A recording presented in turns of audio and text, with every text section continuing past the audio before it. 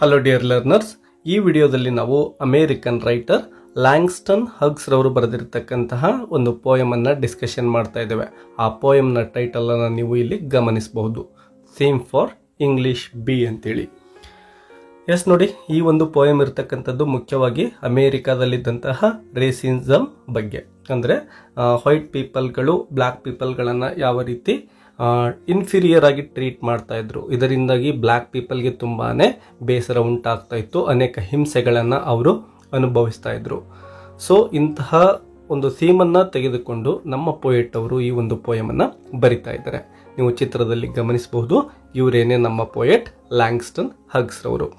ಬನ್ನಿ, ಅವರು ಏನೆಲ್ಲ ವಿಚಾರಗಳನ್ನು ಈ ಒಂದು ಪೋಯಮಲ್ಲಿ ಡಿಸ್ಕಷನ್ ಮಾಡ್ತಾ ಇದ್ದಾರೆ ಅಂತಕ್ಕಂಥದ್ದನ್ನು ನಾವು ಲೈನ್ ಬೈ ಲೈನ್ ಡಿಸ್ಕಷನ್ ಮಾಡ್ತಾ ಹೋಗೋಣ.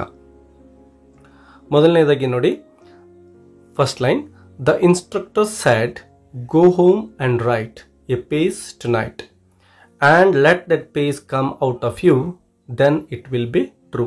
ಎಸ್ ನೋಡಿ, ಇಲ್ಲಿ ಏನು ಇನ್ಸ್ಟ್ರಕ್ಟರ್ ಅಂತೇಳಿ ಕೊಟ್ಟಿದ್ದಾರೋ, ಇಲ್ಲಿ ಇನ್ಸ್ಟ್ರಕ್ಟರ್ ಯಾರಪ್ಪ ಅಂದರೆ ನಮ್ಮ ಪೋಯೆಟ್ರವರ ಕಾಲೇಜ್ನ ಒಬ್ಬ ಪ್ರೊಫೆಸರ್ ಅಂತೇಳಿ ನಾವು ಇಲ್ಲಿ ಅರ್ಥ ಮಾಡ್ಕೋಬೇಕಾಗುತ್ತೆ. ಸೊ ಇಲ್ಲಿ ಕಾಲೇಜ್ನಲ್ಲಿರ್ತಕ್ಕಂತಹ ಸಂದರ್ಭದಲ್ಲಿ ಅವರ ಪ್ರೊಫೆಸರ್ ಒಂದು ಟಾಸ್ಕನ್ನು ಎಲ್ಲ ವಿದ್ಯಾರ್ಥಿಗಳಿಗೂ ಕೊಡ್ತಾ ಇದ್ದಾರೆ. ಹೋಮ್ವರ್ಕ್ ಅಥವಾ ಅಸೈನ್ಮೆಂಟ್ ಅಂತೇಳಿ ನಾವು ಕರಿಬಹುದು. ಏನು ಅಸೈನ್ಮೆಂಟನ್ನು ಕೊಡ್ತಾ ಇದ್ದಾರೆ? Go home and write a page tonight. ಒಂದು ಪೇಜನ್ನು ನೀವು ಬರಿಬೇಕಾಗುತ್ತೆ ಈ ಅಸೈನ್ಮೆಂಟ್ಗೋಸ್ಕರ ಮನೆಗೆ ಹೋದ್ಮೇಲೆ. ಅದೇನು ಅಂತಕ್ಕಂಥದ್ದನ್ನು ನಾವು ಫೋರ್ತ್ ಲೈನಲ್ಲಿ ನೋಡ್ತೇವೆ. Let that page come out of you, ಅಂದರೆ ನಿಮ್ಮ ಮನಸ್ಸಿನಲ್ಲಿರ್ತಕ್ಕಂತಹ ವಿಚಾರಗಳನ್ನೇ ನೀವು ಆ ಪೇಜಲ್ಲಿ ಬರಿಬೇಕಾಗುತ್ತೆ.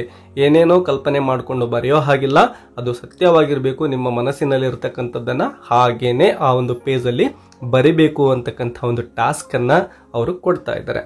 Then it will be true, ಅಂದರೆ ನಿಮ್ಮ ಮನಸ್ಸಿನಲ್ಲಿ ಏನು ವಿಚಾರಗಳಿದೆವೋ ಅವುಗಳನ್ನೇ ನೀವು ಬರೆದಿದ್ರೆ ಆದರೆ ಅದು ಸತ್ಯವಾಗಿರುತ್ತೆ ಅಂಥೇಳಿ ಆ ಒಂದು ಪ್ರೊಫೆಸರ್ ತನ್ನ ವಿದ್ಯಾರ್ಥಿಗಳಿಗೆ ಒಂದು ಅಸೈನ್ಮೆಂಟನ್ನು ಕೊಡ್ತಾ ಇದ್ದಾರೆ.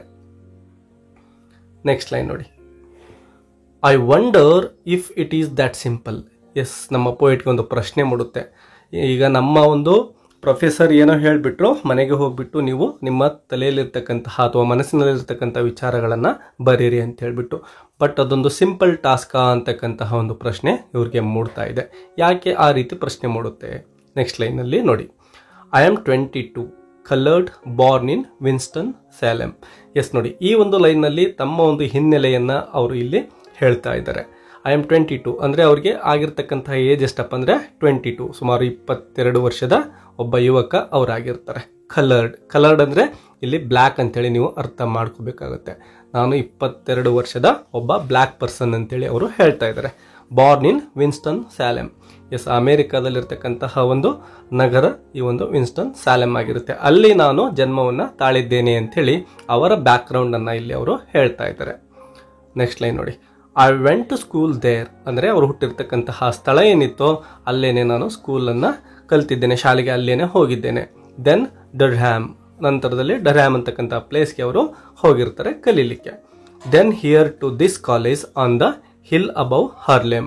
ಎಸ್, ಈಗ ನಾನು ಕಾಲೇಜ್ಗೆ ನೋಡಿ, ಈಗ ಹಳ್ಳಿಯಲ್ಲಿ ಕಲಿತಕ್ಕಂತಹ ಮಕ್ಕಳೇನು ಮಾಡ್ತಾರೆ, ಸ್ಕೂಲ್ ಲೈಫ್ ಮುಗಿದ ಮೇಲೆ ದೊಡ್ಡ ಪಟ್ಟಣಗಳಿಗೆ ಕಲೀಲಿಕ್ಕೆ ಅಂತೇಳಿ ಕಾಲೇಜ್ಗೆ ಹೋಗ್ತಾರಲ್ವಾ, ಹಾಗೇನೆ ನಮ್ಮ ಪೋಯೆಟ್ ಅವರು ಕೂಡ ಈ ಒಂದು ಕಾಲೇಜ್ಗೆ ಬಂದಿದ್ದಾರೆ. ಅದು ಹರ್ಲೆಮ್ ಅಂತಕ್ಕಂತಹ ಒಂದು ಪ್ಲೇಸ್ ಆಗಿರುತ್ತೆ. ಅದೆಲ್ಲಿದೆ ಅಂತಕ್ಕಂಥದ್ದನ್ನು ನಾವು ಇಲ್ಲಿ ಗಮನಿಸ್ತೇವೆ. ಹಿಲ್ ಅಬೌವ್ ಹಾರ್ಲೆಮ್ ಅಂದರೆ ಆ ಒಂದು ಹಾರ್ಲೆಮ್ನ ಒಂದು ಹಿಲ್ ಅಥವಾ ಬೆಟ್ಟದ ಪ್ರದೇಶ ಅಂತೇಳಿ ನಾವು ಕರಿಬಹುದು. ಅಂತಹ ಬೆಟ್ಟದ ಪ್ರದೇಶದಲ್ಲಿ ಈ ಒಂದು ಕಾಲೇಜ್ ಇರುತ್ತೆ. ನೀವು ಚಿತ್ರದಲ್ಲಿ ಗಮನಿಸಬಹುದು, ಒಂದು ಬೆಟ್ಟದ ಪ್ರದೇಶದಲ್ಲಿ ಆ ಒಂದು ಕಾಲೇಜ್ ಇರ್ತಕ್ಕಂಥದ್ದು. Next line, I am the only coloured student in my class. Yes ನೋಡಿ, ಎಷ್ಟು ವಿದ್ಯಾರ್ಥಿಗಳಿದ್ದಾರೋ ಆ ಒಂದು ಕಾಲೇಜ್ನಲ್ಲಿ ಅಥವಾ ಆ ಒಂದು ಕ್ಲಾಸಲ್ಲಿ ಕಲಿತಕ್ಕಂಥವ್ರು, ಅವರಲ್ಲಿ ಕಪ್ಪಾಗಿರ್ತಕ್ಕಂತಹ ಒಬ್ಬನೇ ಒಬ್ಬ ವಿದ್ಯಾರ್ಥಿ ಅಂದರೆ ಅದು ನಮ್ಮ ಪ್ರೆಸೆಂಟ್ ಪೋಯೆಟ್ ಆಗಿದ್ದಾರೆ. ಬೇರೆ ಯಾರು ಕೂಡ ಅಲ್ಲಿ ಬ್ಲ್ಯಾಕ್ ಸ್ಟೂಡೆಂಟ್ ಇಲ್ಲ, ಉಳಿದಿರ್ತಕ್ಕಂಥವರೆಲ್ಲರೂ ಕೂಡ ವೈಟ್ ಸ್ಟೂಡೆಂಟ್ ಆಗಿದ್ದಾರೆ. The steps from the hill lead down into Harlem through a park, then I cross Saint Nicholas 8th Avenue 7th and I come to the Y, the Harlem branch Y. There I take the elevator up to my room, sit down and write this page. Yes ನೋಡಿ, ಇಲ್ಲೇನೆಲ್ಲ ನಾವು ನೋಡ್ತಾ ಇದ್ದೀವೋ ಇದೆಲ್ಲವೂ ಕೂಡ ನಮ್ಮ poet ಅವರು ತಂಗಿರತಕ್ಕಂತಹ ಸ್ಥಳದ address ಅಂತಾನೆ ನಾವು ಹೇಳ್ಬೋದು. ಅಂದರೆ ಅವರು ತುಂಬ ದೂರದ ಪ್ರದೇಶದಿಂದ ಈ ಒಂದು ಕಾಲೇಜ್ಗೆ ಬರ್ತಾ ಇದ್ದಾರೆ. ಆ ಒಂದು ಕಾಲೇಜ್ ಇರ್ತಕ್ಕಂಥದ್ದು ಬೆಟ್ಟದ ಮೇಲೆ, ಅಂದರೆ ಇವರು ನಮ್ಮ ಪೋಯೆಟ್ ಅವರು ವಾಸವಾಗಿರ್ತಕ್ಕಂತಹ ಸ್ಥಳದಿಂದ ತುಂಬಾ ದೂರದಲ್ಲಿ. ಎಸ್ ನೋಡಿ, ಇದಕ್ಕೆ ಸಂಬಂಧಪಟ್ಟಂತೆ ಒಂದಿಷ್ಟು ಇನ್ಫಾರ್ಮೇಷನನ್ನು ನಾನು ನಿಮಗೆ ಇಲ್ಲಿ ಕೊಡ್ತಾ ಇದ್ದೇನೆ, ಅದನ್ನು ನೀವು ಗಮನಿಸಿ. ಎಸ್ ನೋಡಿ, he crosses a park and several streets to arrive at his home at the Y, short for YMCA. Yes, Y ಅಂತಕ್ಕಂಥದ್ದು YMCA ನ ಒಂದು ಶಾರ್ಟ್ ಫಾರ್ಮ್ ಆಗಿದೆ. Itself short for the young men's Christian association. Yes ನೋಡಿ, YMCA ಅಂದರೆ young men's Christian association. ಅಂದರೆ ಯಾವ ರೀತಿ ಹಾಸ್ಟೆಲ್ಗಳಿರ್ತಾವಲ್ವ ಆ ರೀತಿ ಒಂದು ಹಾಸ್ಟೆಲ್ ಅದಾಗಿತ್ತು ಅಂತೇಳಿ ನಾವು ಇಲ್ಲಿ ಅರ್ಥ ಮಾಡ್ಕೋಬೇಕಾಗುತ್ತೆ. ಅದು ಕಾಲೇಜ್ನಿಂದ ತುಂಬ ದೂರದಲ್ಲಿರುತ್ತೆ. ಅಲ್ಲಿಯವರೆಗೂ ಕೂಡ ನಮ್ಮ ಪೋಯೆಟ್ ನಡ್ಕೊಂಡು ಹೋಗ್ತಾ ಇರ್ತಾರೆ. ಅಂದರೆ ಇವರಿಗೆ ಹತ್ತಿರದಲ್ಲೇ ಒಂದು ಕಾಲೇಜ್ನ ಸೌಕರ್ಯ ಇರೋದಿಲ್ಲ. Where rooms are cheaply rented. ಯಾಕೆ ಅವರು ಅಲ್ಲಿ ವಾಸವನ್ನು ಮಾಡ್ತಾ ಇದ್ದಾರೆ ಅಂದರೆ ಅಲ್ಲಿ ಕಡಿಮೆ ಬಾಡಿಗೆಗೆ ಇವರಿಗೆ ರೂಮ್ ಸಿಗ್ತಾ ಇದೆ. ಅಂದರೆ ಇವರ ಒಂದು ಬಡತನದ ಪರಿಸ್ಥಿತಿಯನ್ನು ನಾವು ಇಲ್ಲಿ ಅರ್ಥ ಮಾಡ್ಕೋಬಹುದಾಗಿದೆ. This information adds to a sketch of the student writer by showing us that he lives by himself. ಅವನ ಪೇರೆಂಟ್ಸ್ ಜೊತೆನೂ ಇಲ್ಲ, ಅವರೊಬ್ಬರೇನೆ ವಾಸವನ್ನು ಮಾಡ್ತಾ ಇದ್ದಾರೆ ಅಂತಕ್ಕಂಥದ್ದನ್ನು ಕೂಡ ನಾವು ಇಲ್ಲಿ ಗಮನಿಸ್ತೇವೆ. ಅವೇ ಫ್ರಮ್ ಹೋಮ್, ಮನೆ ಬಿಟ್ಟು ತುಂಬ ದೂರದಲ್ಲಿನೇ ಅವರು ವಾಸವಾಗಿದ್ದಾರೆ. Probably doesn't have much extra money. Yes, ಮೊದಲಿಗೆ ಹೇಳಿದಾಗೆ ಸಾಕಷ್ಟು ದುಡ್ಡು ಕೂಡ ಇವರ ಬಳಿ ಇರಲಿಲ್ಲ. It is ironic that the speaker tells us that we have finally arrived at the place where the page will be written. ಅಂದರೆ ನಮ್ಮ ಪೋಯೆಟ್ ಈಗ ಮನೆಗೆ ಹೋಗ್ಬಿಟ್ಟು ನೀವು ಅಸೈನ್ಮೆಂಟ್ ಬರೀರಿ ಅಂತ ಏನು ಪ್ರೊಫೆಸರ್ ಹೇಳಿದ್ರು ಅಂತಹ ಅವರ ಒಂದು ವಾಸಸ್ಥಾನಕ್ಕೆ ಅವರು ಬಂದಿದ್ದಾರೆ. Since we are already deep into that writing. Yes, ಈಗ ಅವರು ತಮ್ಮ ಒಂದು ಬರವಣಿಗೆಯನ್ನು ಅಲ್ಲಿ ಆರಂಭಿಸ್ತಾರೆ. ಇದಿಷ್ಟು ಇನ್ಫಾರ್ಮೇಷನನ್ನು ನೀವು ಈ ಒಂದು ಲೈನ್ಸ್ಗಳಿಗೆ ಅರ್ಥ ಮಾಡ್ಕೋಬೇಕಾಗುತ್ತೆ. ಇನ್ನು ನೆಕ್ಸ್ಟ್ ನೋಡಿ, It is not easy to know what is true for you or me at 22 my age. S, ಕೇವಲ 22 ವರ್ಷದ ಯುವಕ ನಾನಾಗಿದ್ದೇನೆ. ಅದರ ಜೊತೆಗೆ ನೀವು ಕೂಡ 22 ವರ್ಷದವರಾಗಿದ್ದಾಗ ನಾವೇನು ಅಂತಕ್ಕಂಥದ್ದು ನಮಗೇನೆ ಸರಿಯಾಗಿ ಅರ್ಥ ಆಗಿರೋದಿಲ್ಲ. ಕಾರಣ ಇಷ್ಟೇ, ಇನ್ನು ಲೈಫಲ್ಲಿ ಅಷ್ಟೊಂದು ಎಕ್ಸ್ಪೀರಿಯನ್ಸ್ ಅಥವಾ ಅನುಭವ ಇರೋದಿಲ್ಲ. ಹಾಗಾಗಿ ಕಡಿಮೆ ಅನುಭವ ಇರುತ್ತೆ. ಹಾಗಾಗಿ ಏನು ಬರಿಬೇಕು ಅಂತಕ್ಕಂತಹ ಒಂದು ಪ್ರಶ್ನೆ ಅವರ ಮನಸ್ಸಿನಲ್ಲಿ ಇರ್ತಕ್ಕಂಥದ್ದನ್ನು ಈ ಸಾಲುಗಳು ನಮಗೆ ಹೇಳ್ತವೆ. But I guess I am what I feel and see and hear Harlem. I hear you. Yes, ಆ ಒಂದು ಹರ್ಲೇಮ್ ನಗರದಲ್ಲಿ ಇವರು ವಾಸವಾಗಿದ್ದಾರೆ. ಅನೇಕ ಅನುಭವಗಳು ಇವ್ರಿಗಾಗಿದ್ದಾವೆ. ಫೀಲ್, ಸಿ, ಹಿಯರ್ ಅಂದರೆ ಅವರು ಅಲ್ಲಿ ನೋಡಿದ್ದಾರೆ, ಅನೇಕ ವಿಷಯಗಳನ್ನು ಕೇಳಿಸ್ಕೊಂಡಿದ್ದಾರೆ ಮತ್ತು ಅನುಭವಿಸಿದ್ದಾರೆ. ಇವೆಲ್ಲವೂ ಕೂಡ ಅವರ ಮನಸ್ಸಿನಲ್ಲಿ ಕೆಲವೊಂದಿಷ್ಟು ಅಭಿಪ್ರಾಯಗಳನ್ನು ಮೂಡಿಸಿವೆ. ಅದಕ್ಕೆ ಅವರು ಆ ಒಂದು ಪಟ್ಟಣಕ್ಕೇನೆ ಹೇಳ್ತಾ ಇದ್ದಾರೆ, ಐ ಹಿಯರ್ ಯು, ನಾನು ನಿನ್ನನ್ನು ಕೇಳಿಸ್ಕೊಳ್ತಾ ಇದ್ದೇನೆ.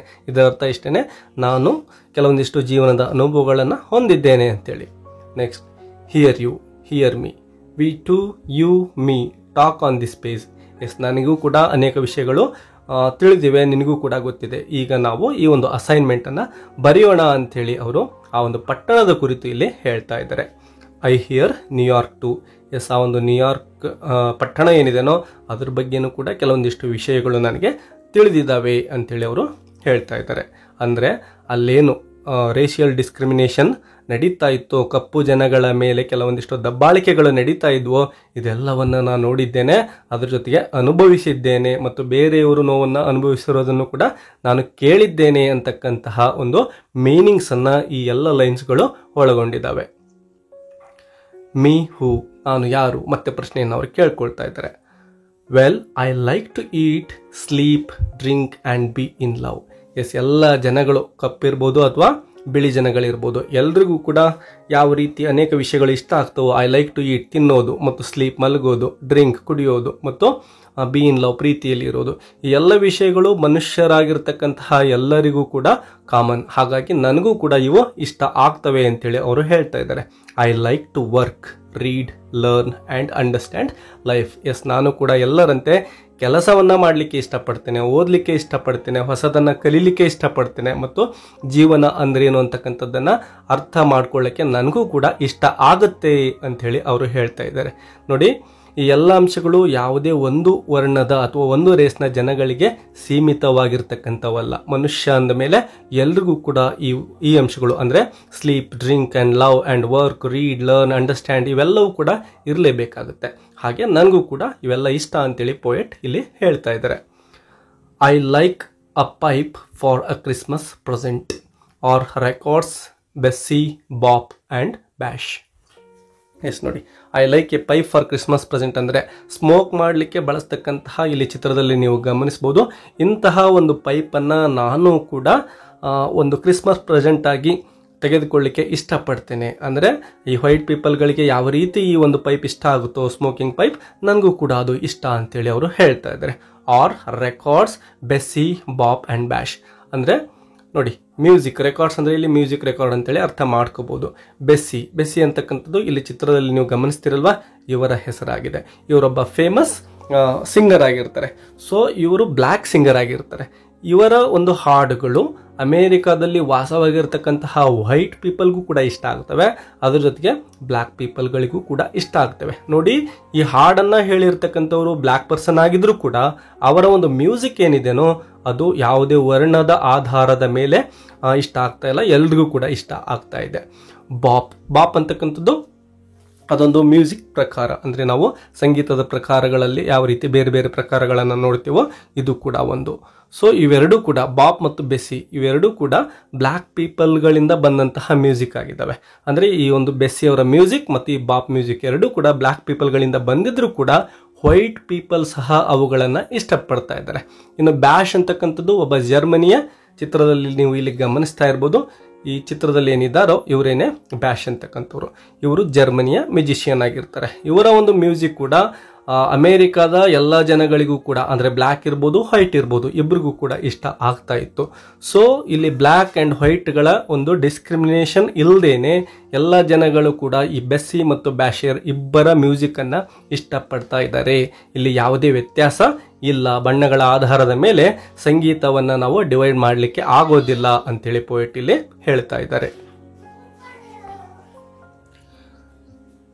ಇನ್ನು ನೆಕ್ಸ್ಟ್ ನೋಡಿ, I guess being coloured doesn't make me not like the same things other folks like who are other races, so will my phase be coloured that I write. Yes ನೋಡಿ, I guess being coloured doesn't make me not like the same things other folks like. ಅಂದರೆ ನಾನೇನು different colour ಆಗಿರ್ತಕ್ಕಂತಹ ಅಥವಾ black person ಆಗಿದ್ದೇನೋ ಇದರಿಂದಾಗಿ white ಪೀಪಲ್ಗಳು ಇಷ್ಟಪಡ್ತಕ್ಕಂಥದ್ದನ್ನು ನಾನು ಇಷ್ಟಪಡಬಾರದು ಅಂತೇನೂ ಇಲ್ಲ. ನಾನು ಕೂಡ ಅವ್ರು ಇಷ್ಟಪಟ್ಟ ಹಾಗೇನೆ ಅನೇಕ ವಿಷಯಗಳನ್ನು ಇಷ್ಟಪಡ್ತೇನೆ. So will my phase be coloured that right. Yes, ನಾನೇನು ಈಗ ಬರಿತಾ ಇದ್ದೇನೋ ಅಸೈನ್ಮೆಂಟನ್ನು, ಇದು ನಾನು ಬ್ಲ್ಯಾಕ್ ಪರ್ಸನ್ ಅಂತೇಳಿ ಈ ಒಂದು ಪೇಪರ್ ಏನಿದೆನೋ ಇದು ಬ್ಲ್ಯಾಕ್ ಆಗುತ್ತಾ? ಖಂಡಿತ ಇಲ್ಲ, ಅದು ವೈಟ್ ಹಾಗೇನೇ ಇರುತ್ತೆ. ಆ ಒಂದು ವೈಟ್ ಪೇಪರ್ ಮೇಲೆ ನಾನು ಬ್ಲ್ಯಾಕ್ ಇಂಕಿಂದ ಬರೀಲೇಬೇಕು, ಎಲ್ಲರೂ ಬರೆದ ಹಾಗೆ ಅಂತಕ್ಕಂತಹ ಒಂದು ಮೀನಿಂಗ್ಸನ್ನು ಈ ಒಂದು ಕೆಳಗಿನ ಲೈನ್ ಒಳಗೊಂಡಿದೆ. ಇನ್ನು ನೆಕ್ಸ್ಟ್ ನೋಡಿ, being me it will not be white but it will be a part of you instructor. Yes, being me ಅಂದರೆ ನಾನೇನು ವ್ಯಕ್ತಿ ಬ್ಲ್ಯಾಕ್ ಪರ್ಸನ್ ಆಗಿದ್ದೇನೋ it will not be white but it will be a part of you. Yes, ಆ ಒಂದು paper ಏನಿದೆನೋ ಅಲ್ಲಿ ನನ್ನ ವಿಚಾರಗಳನ್ನು ನಾನು ಏನು ಬರಿತಾ ಇದ್ದೇನೋ ಅದು ಎಲ್ಲ ಪೀಪಲ್ಗಳು ಬರಿದ ಹಾಗೇನೆ ಇರುತ್ತೆ, ಅದೇನು ಚೇಂಜ್ ಆಗೋದಿಲ್ಲ. A part of you instructor ಅಂಥೇಳಿ ಪೋಯೆಟ್ ಹೇಳ್ತಾ ಇದ್ದಾರೆ. You are white. ಎಸ್, ನೀನೊಬ್ಬ ವೈಟ್ ಪರ್ಸನ್ ಆಗಿದೆಯಾ. Yet a part of me. Yes, ನಿನ್ನ ಒಂದು ವ್ಯಕ್ತಿತ್ವ ನನ್ನ ಮೇಲೇನು ಕೂಡ ಪ್ರಭಾವ ಬೀರಿದೆ. ನಿನ್ನಲ್ಲಿರ್ತಕ್ಕಂತಹ ಕೆಲವೊಂದಿಷ್ಟು ಅಂಶಗಳು ನನ್ನಲ್ಲೂ ಕೂಡ ಪಾರ್ಟ್ ಆಗಿದ್ದಾವೆ. As I am a part of you. Yes, ನನ್ನಲ್ಲಿರ್ತಕ್ಕಂತಹ ಕೆಲವೊಂದಿಷ್ಟು ಗುಣಗಳು ಅಥವಾ ನಾನೇನೆಲ್ಲ ಇಷ್ಟಪಡ್ತೀನೋ ಅದನ್ನು ನೀವು ಕೂಡ ಇಷ್ಟಪಡ್ತೀರಾ. ಮೊದಲಿಗೆ ಹೇಳಿದಾಗೆ ಆ ಮ್ಯೂಸಿಕ್ ಇರ್ಬೋದು, ಸ್ಮೋಕಿಂಗ್ ಪೈಪ್ ಇರ್ಬೋದು, ಇವೆಲ್ಲವನ್ನು ಕೂಡ ನಾನು ಇಷ್ಟಪಡ್ತೇನೆ, ನೀವು ಕೂಡ ಇಷ್ಟಪಡ್ತೀರಾ. ಹಾಗಾಗಿ ಇವೆರಡೂ ಕೂಡ ನಮ್ಮಿಬ್ಬರಲ್ಲೂ ಕೂಡ ಪಾರ್ಟ್ ಆಗಿದ್ದಾವೆ ಅಂತೇಳಿ ಪೋಯೆಟ್ ಹೇಳ್ತಾ ಇದ್ದಾರೆ. That's American. ಎಸ್ ನೋಡಿ, ನೀವು ವೈಟ್ ಪರ್ಸನ್ ಆಗಿದ್ರೂ ಕೂಡ ನಾನು ಬ್ಲ್ಯಾಕ್ ಪರ್ಸನ್ ಆಗಿದ್ರೂ ಕೂಡ ನಾವಿಬ್ಬರೂ ಕೂಡ ಅಮೇರಿಕನ್ಸ್ ಆಗಿದ್ದೇವೆ. ಬಣ್ಣಗಳ ಆಧಾರದ ಮೇಲೆ ನಾವೇನು ದೂರ ಆಗೋದಿಲ್ಲ, ಒಂದೇ ದೇಶಕ್ಕೆ ಸಂಬಂಧಪಟ್ಟಂತಹ ವ್ಯಕ್ತಿಗಳು ನಾವಿಬ್ಬರು ಅಂತಕ್ಕಂಥದ್ದನ್ನು ಪೋಯೆಟ್ ಇಲ್ಲಿ ಹೇಳ್ತಾ ಇದ್ದಾರೆ. Sometimes perhaps you don't want to be a part of me, nor do I often want to be a part of you, but we are, that is true. Yes ನೋಡಿ, sometimes perhaps you don't want to be a part of me. ನಾನೇನು ಇಷ್ಟಪಡ್ತೀನೋ ಅವುಗಳನ್ನು ನೀವು ಕೆಲವೊಂದು ಸಾರಿ ಇಷ್ಟಪಡಬಾರ್ದು ಅಂತೇಳಿ ಅಂದ್ಕೊಂಡಿರ್ತೀರ. ಅಂದರೆ ನಾನೇನು ಇಷ್ಟಪಡ್ತೀನೋ ಅವೆಲ್ಲವನ್ನು ಕೂಡ ನೀವು ಇಷ್ಟಪಡಬೇಕು ಅಂತೇನೂ ಇಲ್ಲ. Not do I often want to be a part of you. ನಾನು ಕೂಡ ಅಷ್ಟೇ, ನಿಮ್ಮ ವ್ಯಕ್ತಿತ್ವ ಯಾವ ರೀತಿ ಇದೆಯೋ ಹಾಗೆ ಇರಬೇಕು ಅಂತೇನೂ ಇಲ್ಲ.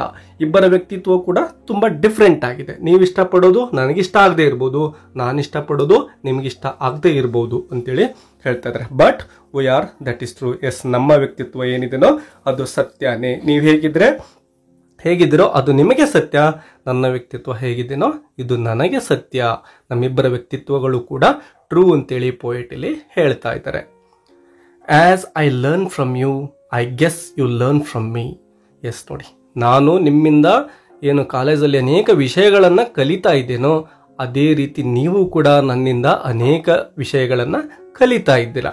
Although you are older and white and somewhat more free. Yes, ಆದಾಗ್ಯೂ ಕೂಡ ಅಂದರೆ ನೀವು ವೈಟ್ ಪೀಪಲ್ ಅಥವಾ ವೈಟ್ ಪರ್ಸನ್ ಆಗಿದ್ರೂ ಕೂಡ ಅದ್ರ ಜೊತೆಗೆ ನನಗಿಂತ ಏಜಲ್ಲಿ ತುಂಬಾ ದೊಡ್ಡವರು ನೀವು. ಹಾಗಿದ್ರೂ ಕೂಡ ಕೆಲವೊಂದಿಷ್ಟು ವಿಷಯಗಳನ್ನು ನೀವು ನನ್ನಿಂದ ಕಲಿಲೇಬೇಕಾಗುತ್ತೆ. ನಾನು ಕೂಡ ನಿಮ್ಮಿಂದ ಅನೇಕ ವಿಷಯಗಳನ್ನು ಕಲಿತೇನೆ ಅಂತಕ್ಕಂಥದ್ದನ್ನು ಅವರು ಹೇಳ್ತಾ ಇದ್ದಾರೆ.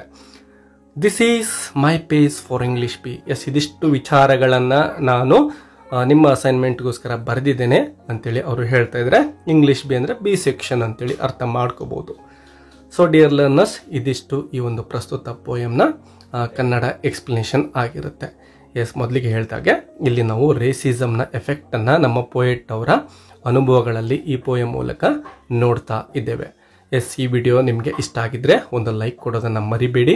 ಅದ್ರ ಜೊತೆಗೆ ಈ ಚಾನಲ್ಗೆ ಸಬ್ಸ್ಕ್ರೈಬ್ ಮಾಡ್ಕೊಳ್ಳಿ. ಮತ್ತು ನೆಕ್ಸ್ಟ್ ಲೆಸನ್ನಲ್ಲಿ ನಿಮಗೆ ಯಾವ ಒಂದು ಪೋಯಮ್ ಅಥವಾ ಸ್ಟೋರಿಯ ಸಮರಿ ಬೇಕು ಅಂತಕ್ಕಂಥದ್ದನ್ನು ಕಾಮೆಂಟ್ ಬಾಕ್ಸಲ್ಲಿ ಕಾಮೆಂಟ್ ಮಾಡಿ ಅಂತ ಹೇಳ್ತಾ ಇಲ್ಲಿಗೆ ವಿಡಿಯೋವನ್ನು ಮುಗಿಸೋಣ. ಮತ್ತೊಂದು ಇಂಟ್ರೆಸ್ಟಿಂಗ್ ಆಗಿರ್ತಕ್ಕಂತಹ ಲಿಟ್ರೇಚರ್ ವರ್ಕ್ ಒಂದಿಗೆ ಸಿಗೋಣ. ಅಲ್ಲಿಯವರೆಗೂ take care and keep learning. Bye bye.